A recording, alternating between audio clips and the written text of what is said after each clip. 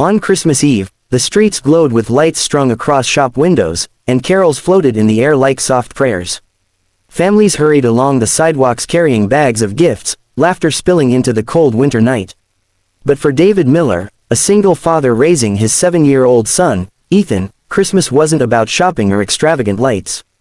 It was about survival. David wasn't bitter. Life had broken him once, when his wife passed away unexpectedly, but he had learned to keep moving for Ethan's sake.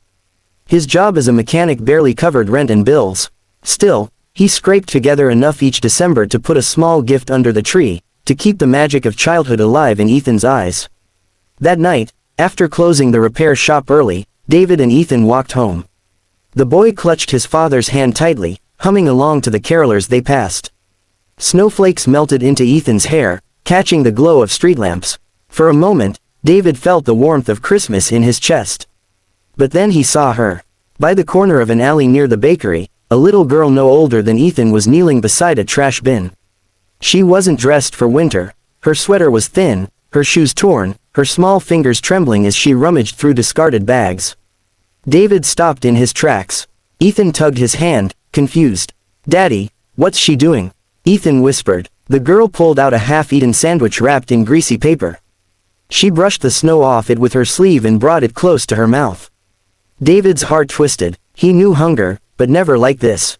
On Christmas Eve, when the world was feasting and celebrating, this child was digging through trash for food. "Stay here," David murmured to Ethan, and he stepped toward her. The girl froze like a frightened animal. Her big brown eyes darted toward him. She clutched the sandwich to her chest, ready to run. "It's okay," David said softly, kneeling so he wouldn't tower over her. "I'm not going to hurt you." She didn't answer. Her lips were blue from the cold. Snowflakes clung to her dark hair. "What's your name?" David asked. The girl shook her head. Silence hung heavy. David noticed the way her shoulders curled inward, as if she was used to disappearing, used to being unseen. Something inside him broke. "Are you hungry?" he asked gently. After a pause, she nodded.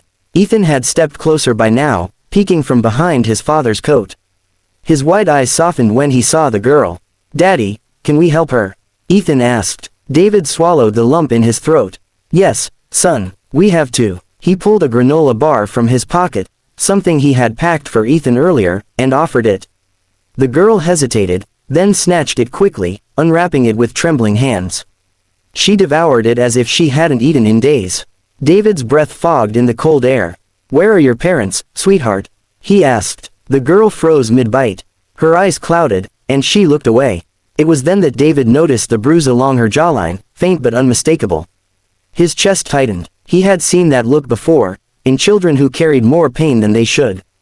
Before he could ask again, the girl whispered, barely audible. "They left." 2 words, sharp as knives. David sat back on his heels, stunned. "Left." She nodded, tears spilling down her cheeks, steaming in the frozen air. "They went away. They said, they didn't want me anymore." The word struck David like a hammer. He couldn't comprehend it. How could anyone abandon a child like this? On Christmas Eve of all nights, Ethan, with the innocence only children carry, reached into his coat pocket and pulled out a candy cane he'd been saving.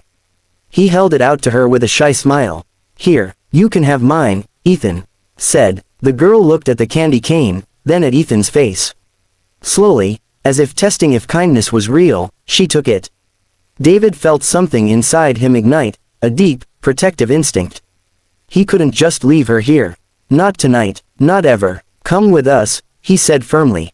"You'll be warm, you'll eat. No one should be alone on Christmas." The girl's eyes widened. "Really, really?" Ethan chimed in. "You can even help us decorate our tree." For the first time, the girl's lips curved into the faintest smile. When they arrived at their small apartment, David heated soup on the stove while Ethan showed the girl their little tree. It was only 3 feet tall, decorated with paper snowflakes and a string of colored lights they'd had for years. But when she saw it, her face lit up as though she'd stepped into a palace. She touched the ornaments gently, as if afraid she might break them. Ethan handed her one of his favorite, the crooked star he had made in kindergarten, and let her place it on top. At the table, she ate slowly at first, then hungrily once she realized the food wouldn't be taken away. David watched her, his throat tight.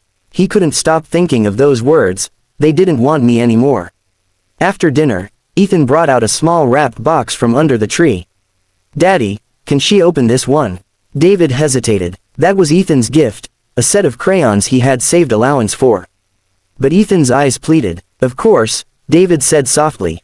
The girl unwrapped the box, and when she saw the crayons, her breath caught. She held them like treasure. I used to draw, she whispered. You can draw again, Ethan said. We'll draw together. David excused himself to the kitchen, his eyes burning. He leaned against the counter, fighting the swell of emotions. He had struggled so much to keep Christmas alive for his own son, and now, somehow, another child had been dropped into their lives, one the world had discarded. But maybe this was why. When he returned, the girl had fallen asleep on the couch, curled under Ethan's blanket. Ethan sat beside her, keeping watch. Daddy, he whispered, can she stay with us? Please. David looked at the two children, the son who was his entire world, and the girl who had stumbled into their lives with eyes full of pain. He thought of his wife, how she had always said Christmas was about more than gifts, it was about love that made strangers into family. Yes, David said, his voice steady. She can stay. The next morning, Christmas Day, the world outside was quiet and blanketed in snow. The girl woke to the smell of pancakes and the sound of Ethan laughing. For a moment, confusion crossed her face, as though she expected the cold alley and empty stomach to return. But instead, she saw a father cooking breakfast, a boy waving at her to join, and a tree still glowing softly in the corner. She smiled, a real smile this time, not faint or fragile, but alive. David set the plate in front of her. Merry Christmas, sweetheart. Welcome home. Weeks turned into months. David contacted social services, went through endless paperwork, and fought with every ounce of his being to become her guardian. He learned her name, Lila. She slowly opened up, telling him bits of her past. The neglect, the abandonment, the nights spent alone. But with Ethan's friendship and David's care, the darkness began to fade. She laughed more. She drew pictures that filled the apartment walls with color. She started calling David, Dad, one night when Ethan fell asleep, and David nearly broke down in tears. It wasn't easy, money was tighter than ever, and the weight of responsibility grew heavier, but the love in that little home grew too. By the time another Christmas came around, the Miller apartment was louder, brighter, fuller. 3 stockings hung by the tree now, and when carolers passed by, David didn't just hear their voices, he felt them. Because one snowy night, a single father and his son had stopped for a little girl searching through trash. And what they found was not just a child in need, it was the missing piece of their family. Ending note. Sometimes the greatest gifts don't come wrapped in shiny paper.